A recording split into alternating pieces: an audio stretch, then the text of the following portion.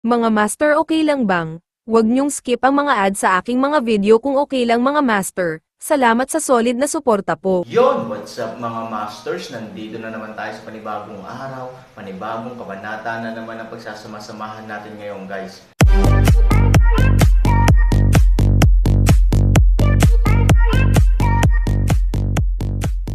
Bali mga masters, kung bago ka pa lang po sa aking YouTube channel, please click the subscribe button, lalong-lalo na po yung notification bell guys, para maging connected pa rin tayo sa isa't isa at maging updated kayo sa mga susunod ko pang video. Bali mga masters, bago natin umpisahan ng kwento ay mag-shoutout po muna tayo para sa mga solid nating tagapakinig. Shoutout kay Vendors TV at shoutout kay Criston Losaria. Yun na nga mga masters, no? Bali hindi na ito patagalin. In 3, 2, 1, let's go! Halos habang si Hansani ay nagsusumikap, hindi napigilan ng maliit na dragon ant na makaramdam ng matinding sakit. Ang batong nababalot ng maraming enerhiya ay tila ramdam na ramdam ang banta. Sa oras na ito ay pinigilan. Pinili nitong sumabog at lumaban. Isang malaking apoy ang direktang sumabog mula sa katawan nito. Ang Aaron ay hindi nang ahas na maging pabaya. Sinubukan niyang kontrolin ang kanyang kapangyarihan at ibinalot ang bato upang hindi kumalat ang anumang init. Sapagkat kitang-kita na kapag ang apoy ay nasira at nailabas, ang kasunod na panganib ay makikita sa sarili. Ngunit ito ay malinaw na hindi madaling kontrolin. Ang malaki at nakakabaliw na pagkonsumo ng enerhiya ay nagpawis sa Aaron sa oras na ito, ngunit wala siyang pagpipilian kundi ang kumagat sa kanyang mga ngipin at lumaban. Halatang dinadala rin ng maliit na dragon ant ang sobrang matinding sakit nito bilang daluyan ng kompetisyon sa pagitan ng dalawang puwersa. Pakiramdam nito ay hindi ang katawan nito ang sarili nitong pangkalahatang anti-Buddha. Ngunit alam din nito na ito ang dapat nitong maranasan. Pagtingin sa Aaron, pilit siyang nagpumilit, kaya mula umpisa hanggang dulo, hindi siya kumibo. Hawakan mo. Isang mahinang sigaw ang ibinigay ni Aaron. Agad namang tumanggo ang maliit na dragon ant. Bumangon ka. Sa isa pang magaan na inumin, ang Aaron ay nagtaas ng isa pang enerhiya, na binalot ng ibang enerhiya, at ang bagong enerhiya ay direktang pumutol sa mga pinong meridian na konektado sa pagitan ng bato at ng katawan ng maliit na dragon ant na parang kutsilyo. Ang tagumpay at kabiguan ay nasa isang iglap din. Wow! Ang enerhiya ay parang kutsilyo. Sa ilalim ng kapangyarihan, ang mga magagandang meridian ay nasira kaagad. Bang! Ngunit halos sa sandaling nasira ang mga meridian, biglang naglabas ng malakas na enerhiya ang bato at direktang sumabog palabas. Ang Aaron, na kumokontrol dito gamit ang energy package, ay lumilipad pa atras ng ilang metro na parang tinatangay ng isang malaking bundok. Pagkatapos noon, bumagsak siya ng malakas sa lupa, bumulwak ang isang bibig ng dugo mula mismo sa kanyang bibig, at ang buong tao ay may Venus din sa kanyang mga mata. Shit! Hindi napigilan ni Aaron na mapag-alitan. Ang bala na ito ay halos magduda sa kanyang buhay, at ang mga panloob na organo ng kanyang katawan ay bumalik muli. Poof! Halos kasabay nito, ang maliit na dragon ant, bilang tagadala, ay biglang naglabas ng maapoy na pulang dugo na parang likido mula sa bibig nito. Malinaw na ang buong tao ay nasa matinding sakit at malubhang na pinsala. Ngunit ang higit na nalilito sa mga tao ay dahil sa pagtalsik ng dugo nito, dahan-dahan ding lumipad palabas ang bato na pinutol ang mga meridian. Out of control, lumipat ito sa ere at tila malamig na nakatingin sa isang tao at isang hayop. Tila nagkukwento tungkol sa kanilang kawalang ingat at kabastusan. Tumingin si Aaron sa maliit na dragon ant at nakitang mahina na ito sa oras na ito, kaya kahit nasugatan siya sa oras na ito, tiniis pa rin niya ang matinding sakit, naging isang enerhiya, binalot ito, at pagkatapos ay dahan-daang dinala sa kanyang panig upang protektahan ito. Tumingin si Han Sanchen sa bato sa himpapawid ng may pagbabantay at handang ipagtanggol anumang oras. Alam ng Diyos kung paano susunod na aatake ang batong ito sa sarili nito. 1 segundo, 2 segundo, mga 10 segundo, isang tao, isang bato, nakatingin lang sa isa't isa sa hangin. Boom! Biglang naglabas ng nakasisilaw na malaking apoy ang maliit na bato at sumugod sa Aaron. Shit! Sa mahinang pagsaway, bumangon si Aaron Carp. Nakaharap sa maliit na bato na may malaking apoy, tumayo si Aaron at tiningnan ito. Susunod na segundo, tumakbo. Pagkatapos, si Aaron ay naninigarilyo sa kanyang paanan at direktang nagmaneho. Ang bato ay mabilis at mabangis na may malaking apoy, ngunit ang problema ay hindi nito kayang hawakan ang Aaron na nagbukas ng Taisho Shenbu. Parang daga, tumalon-talon ito. Mahirap matukoy kung nasaan ito. Napakabilis ng body method nito. Para sa ilang sunod-sunod na round, ang maliit na bato ay mukhang napakalaki ng direkta sa ilalim ng paghahambing ng Aaron. Pabayaan ang pag-atake sa Aaron, kahit ang kanyang anino ay hindi mahawakan. Biglang, sa oras na ito, ang maliit na bato ay tila may espiritu, at sa pangkalahatan ay napagtanto na ang pagtugis na ito ay hindi ang paraan. Bigla itong huminto ng diretso. Pagkatapos, tulad ng ngayon, lumipad siya sa himpapawid at tila malamig na tumingin sa Aaron. Sa kabilang dulo, huminto rin sa pagdududa si Aaron, na masiglang tumatakbo. Napatingin siya sa maliit na bato na may pagkalito at pagkalito. Hindi niya alam kung ano ang gusto ng lalaking ito. Hindi nagtagal, binigyan ito ng bato ng sagot. Shit, mahal kita. Binuksan ni Aaron ang kanyang mga mata at tumingin sa maliit na bato. Sa oras na ito, ang pinakamalaking sigaw mula sa kanyang puso ay sumabog. Storytelling channel sa YouTube. Yung bato, hindi hahabulin. Pinili nito, ang full screen second kill. Sa oras na ito, isang napakabangis na apoy ang sumabog sa katawan nito, upang ang buong espasyo ay maaaring mag-apoy sa isang iglap. Isang malaking dagat ng apoy ang napapalibutan mula sa lahat ng panig ng lupa. Tumakbo, parang isang dulo lang ang tinatakbuhan mo. At ito ay ang parehong uri. Bakit hindi ka pumunta dito ng maaga? Kailangan mo akong habulin ng matagal. Ang saya diba? Habang pinapagalitan, walang balak si Hansani na maupo at mamatay. Ay activate ang lahat ng enerhiya sa katawan at direktang palakasin ang isang takip sa proteksyon ng enerhiya. Bagamat alam na alam mismo ni Aaron na maaaring hindi na niya muling labanan ang ganoong hakbang. Kung tutuusin, nakakonsumo na siya ng maraming totoong enerhiya noon, ngunit ito lang ang tanging paraan sa lahat ng paraan. Bilangin kung magkano ang maaari mong i-block. Boom! Malaking apoy ang kumakalat sa buong kalangitan. Bang! Sa halos parehong oras, nagkaroon ng kakaibang ingay sa barrier ng Han 3000. Kasabay nito, ang bilog ng enerhiya ay baliw na baliw sa bilis na nakikita ng mata, at tila babagsak anumang oras. Damn it, so fierce. Si Aaron ay nagbigay ng mahinang bulyo, pinalakas ang lahat ng tunay na enerhiya sa kanyang katawan, at baliw na sinuportahan ang kanyang energy barrier. Ang isa ay gustong masira at ang isa ay umatake.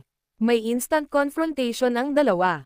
Ngunit ang paghaharap na ito ay makikita sa halos isang sandali. Si Aaron, na nakakonsumo ng maraming tunay na enerhiya, ay maaaring makatiis sa isang maliit na pag-atake sa loob ng mahabang panahon, ngunit halos imposible niyang labanan ang sobrang pag-atake na ito sa maikling panahon. Sa isang malakas na ingay, nasira ang harang sa lugar, at bumuhos ang malaking apoy mula sa labas. Sa loob ng ilang panahon, baliw nitong winalis ang katawan ni Aaron. Naramdaman lamang ni Aaron na siya ay itinapon sa crematorium upang pigilan ang Buddha. Nasunog ang katawan niya on the spot. Maging si Aaron mismo ay nagpakita ng kanyang mga ngipin sa sakit. Ngunit mas alam ni Aaron kaysa sino man na wala siyang oras para harapin ang sakit. Ang kailangan niyang gawin ngayon ay piliting himukin ang mga meridian ng kanyang katawan na may tunay na chi. Kapag ang labas ng mundo ay hindi makalaban, hindi bababa sa dapat nating gamitin ito upang puwersahang protektahan ang mga panloob na meridian ng katawan. Kung hindi, ito ay talagang isang kompletong kavang at wala nang natitira. Pupu. Ngunit kahit ganoon, patuloy pa rin ang pag-agos ng malaking bibig ng dugo sa bibig ni Aaron. Dahil sa sobrang mataas na temperatura, halos umuusok ang panloob na anti-Buddha ng Aaron. Ama, kung magpapatuloy ka sa ganito, ikaw ay iho ng napakalaking apoy na ito upang mapapaso sa labas at malambot sa loob. Sa ilalim ng proteksyon ng Aaron, ang maliit na dragon ant ay lubhang hindi komportable dahil sa mataas na temperatura, ngunit sa pangkalahatan, walang panganib sa buhay. Ang Aaron ay nagtiis ng napakahirap at hindi sumagot. Ayaw niyang sumagot, pero hindi talaga siya makapagsalita sa sakit. Bakit hindi niya alam ang sinabi ng maliit na dragon ant? Pero ang tanong, ngayong ganito na, ano ang magagawa niya? Sa kasalukuyan, ang tanging bagay ay ang umasa sa ningas na ibinubuga ng Flint, na siyang pinakamataas na limitasyon. Pagkatapos nito, mababawasan ang apoy. Ang Aaron ay hindi nang ahas na magsabi ng anupaman, ngunit hindi bababa sa ayon sa kasalukuyang sitwasyon, maaari siyang magpatuloy hanggang sa siya ay makaligtas. Ang ibigay ang kanyang kapalaran sa iba ay talagang ang unang pagkakataon sa kanyang buhay at ang pinakaatubiling paraan sa kanyang buhay. Pero hindi sa ngayon. Ang ganitong panlasa ay hindi maganda at matitiis lamang ng tahimik. Hindi nagsalita ang maliit na dragon ant, ngunit nakatingin sa mga mata ni Aaron at nakatingin sa bato sa dagat ng apoy. Naunawaan din niya ang intensyon ng kanyang ama. Ama, ngayon lang ba natin ito makikita? Paano kung pumutok lang? Ano ang gagawin? Hindi ito inisip ni Han Sanchen, pero at least sa ngayon, mas kumbinsido siya sa kumpiyansa niyang manalo sa taya, dahil hiwalay na ito sa maliit na dragon ant. Gaano karaming pasabog ang mayroon ito, ngunit noong medyo masaya ang Aaron, bumuhos ang malamig na tubig sa storytelling channel sa YouTube. Ang batong anti-Buddha ay talagang espiritual at nakakarinig ng mga nakakagalaw na salita. Nagsimula itong magpakita ng saloobin at lakas pagkatapos lamang ng boses ng 3,000 isang tao at isang hayop sa Han. Bigla itong naglabas ng mas malaking apoy mula sa katawan nito, at pagkatapos ay sumugod sa Aaron.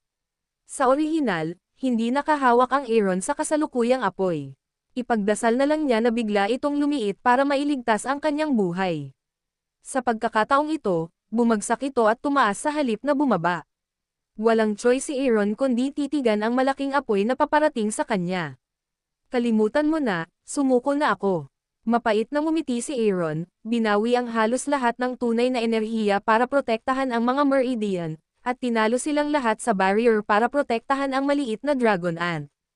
Ito ay maliit, at ang maskara ng enerhiya ay maaaring natural na pino at manipis. Kung ikukumpara sa Aaron, mas may pag-asa na makaligtas sa sunog. Pare, hindi, huwag. Payag ang bata na tumira sa iyo. Ayaw ng bata na maging ulila sa oras na ipanganak siya. Sabik na nakatingin sa Aaron ang maliit na dragon ant ay malungkot na umiyak. Ngunit hindi ibig sabihin ng determinadong mga mata ni Aaron na magbago ang kanyang isip. Biglang inilayo ng maliit na dragon ant ang kanyang ulo mula sa bato at galit na sinabi, "You hateful fellow, it's okay to harm me on weekdays. Ngayon gusto ko pa ring yuzigan ang aking ama. Damn it, I'll fight with you."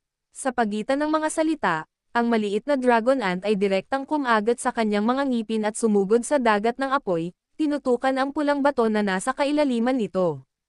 Ang isip ni Han Sani ay nasa maskara ng enerhiya upang gawin ang huling suporta para sa maliit na dragon ant.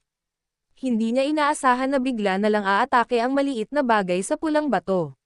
Sa oras na ito, imposibleng mahawakan niya ito. Bumalik ka. Sa isang magagaan na inumin, ang Aaron ay walang pakialam. Anyway, nakita na ang ending niya. Mas mabuting magligtas ng isa bago siya mamatay. Pagkagat niya ng ngipin ay sumunod na si Aaron at naglayas. Sa walang katapusang dagat ng apoy, kahit na binigay ng Aaron ang energy shield ni Yu para sa proteksyon, halatang mahirap itigil ang apoy nang walang suporta sa enerhiya ng Aaron. Ang maliit na dragon ant ay patuloy na humahagulgol at sumisigaw habang nagmamadali. Ang kalasag ng buong katawan ay nagsimulang mawala sa apoy, at ang balat nito ay nagsimulang matunos sa apoy. Sa kritikal na sandali, dumating na ang Aaron. Makakabit talaga siya sa maliit na dragon ant ng direkta at atubiling panatilihin ang energy shield para dito. Nalilito, bumalik ka. Bagamat sumigaw si Aaron sa likod niya, lalo siyang pinoprotektahan ni Aaron, lalo pa sa sandaling ito, kinakagat ng maliit na dragon ant ang mga ngipin ng ama na mamamatay tao sa kanyang harapan. Ito ay tiyak na lulunukin ang kanyang mga buto at inumin ang kanyang dugo, at dumami ang opens iba sa halip na bumaba. Nang makitang papalapit ito ng papalapit sa pulang bato, at ang mga apoy sa paligid ay lalong nakakagulat, ang Aaron ay napakalinaw na ang sitwasyon ng maliit na lalaki ay naging mas mapanganib. Sa ilang sandali, kaya kung mabuhay pa. Isang walang magawang mahabang buntong hininga. Walang pagpipilian ang Aaron. Ibinigay na lang niya ang huling enerhiya sa kanyang katawan upang suportahan ang mga Meridian, dinala ang lahat sa dantian, at nagmadaling habulin ang maliit na dragon ant na may kaunting paghihimok. Ang bilis ng Aaron ay matarik at napakabilis, ngunit sa mabilis na paglipad na ito, ang kanyang katawan ay nagsimulang mag-carbonize at magkokang. Mula sa kanyang mga paa, sa kanyang mga kamay, sa kanyang ball, at maging sa kanyang mukha. Ngunit kahit na gayon, ang bilis ng Aaron ay hindi tumigil. Sa wakas, bago maabot ng maliit na dragon ant ang pulang bato, na kompleto niya ang anti-super, direktang hinawakan ang maliit na dragon ant sa kanyang mga braso, at pagkatapos ay hinampas ang pulang bato sa kanyang likod. Halos matapos makumplito ng Aaron ang seryeng ito ng mga operasyon, nahinga niya ang kanyang huling hininga, ipinikit ang kanyang mga mata at tuluyang nahulog sa isang sandali ng malabong malay. Ang panunood ng Aaron ay nakapikit, ang maliit na dragon ant ay lubos na nag-aalala. Hindi, ama. Ang espasyo ay puno ng tunog ng kalungkutan. Walang makakaunawa sa sakit ng kalungkutan sa puso ng maliit na dragon ant sa oras na ito, at walang makakaunawa sa isang bata na hindi pa ipinanganak sa loob ng maraming taon. Gayunpaman, ilang sandali matapos makita ang kanyang tinaguriang ama, napanood niya itong namatay sa kanyang harapan. Basta, hindi pa ako tapos sa'yo. Galit siyang umungal, anuman ang iba, laban sa katawan ni Aaron, mabilis at desperadong tumama sa bato. Boom! Isang tao, isang hayop at isang bato, na sinamahan ng isang malaking impact, ang ganap na nabangga sa sandaling ito. Yun na nga mga masters, no? Bali panibagong kabanata na naman yung natapos natin ngayong gabi. Muli, maraming salamat po talaga sa walang sawang suporta po sa aking YouTube channel na talagang inaabangan nyo po ang bawat upload ko po. Bali mga masters, magkita-kita ulit po tayo bukas ng gabi at ngayon po ay magpapaalam po muna tayo. Bali mga masters, bye-bye!